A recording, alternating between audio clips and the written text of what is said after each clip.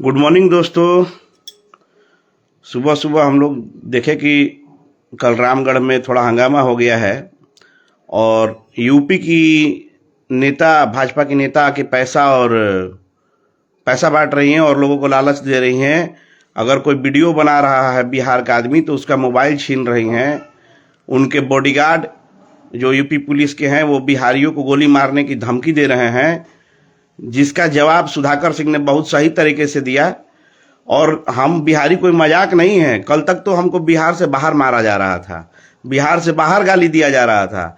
अब हमारे चुनाव में घुस के हमारे ही क्षेत्र में आके और बिहारियों को गाली देना, बिहारियों को गोली मारने का बात करना, बिहारियों को पैसे से वोट खरीदना, यूपी के प्रयागराज के विधायक का क्या जरूरत है रामगढ़ में, जब आचार संहिता के नियम के अनुसार चुनाव प्रचार प्रसार का समय खत्म हो गया है, उसके बाद आप आके वोट खरीद रही हैं। यहाँ पे कोई रोक रहा है तो आप धमकी भी दे रही हैं। ये कैसा लोकतंत्र है भाई? अभी कितने सारे जगहों पे देखा जा रहा है कि भाजपा के लोग खुलेआम पैसा बांट रहे हैं, वीडियो वायरल है, न्यूज में आ गया। ये कैसा देशभक्ति है आप लोगों का?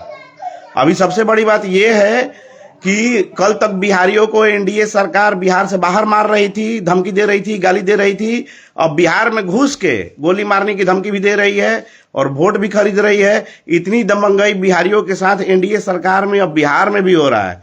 तो बिहारियों को सोचना है, समझना है कि लोकल सरकार कितना जरूरी है और बिहार की सरकार कितनी जरूरी है।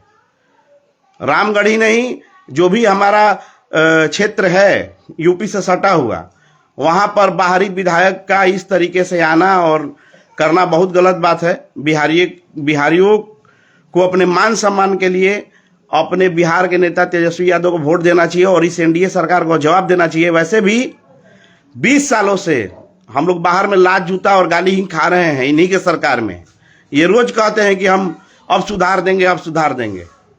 तो हम लोग को जिम्मेवारी लेना होगा और खुद सुधार करना होगा और इतना मजबूत होना होगा कि दूसरे राज्य के मंत्री और नेता यहां आने से पहले 100 बार सोचे और धमकी और गाली देने से पहले भाग जाएं।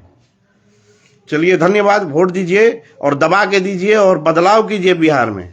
अगर मैं बार बार कह रहा हूं, अगर काम ना अच्छा हो तो फिर बदलाव कीजिए, लेकिन बदलाव करना शुरू तो कीजिए। किसी ना किसी डर से आप 20 साल से बदलाव ही नहीं कर रहे तो चुनाव करने का क्या मतलब है? करोड़ों अरबों खर्चा करने का जनता का क्या मतलब है?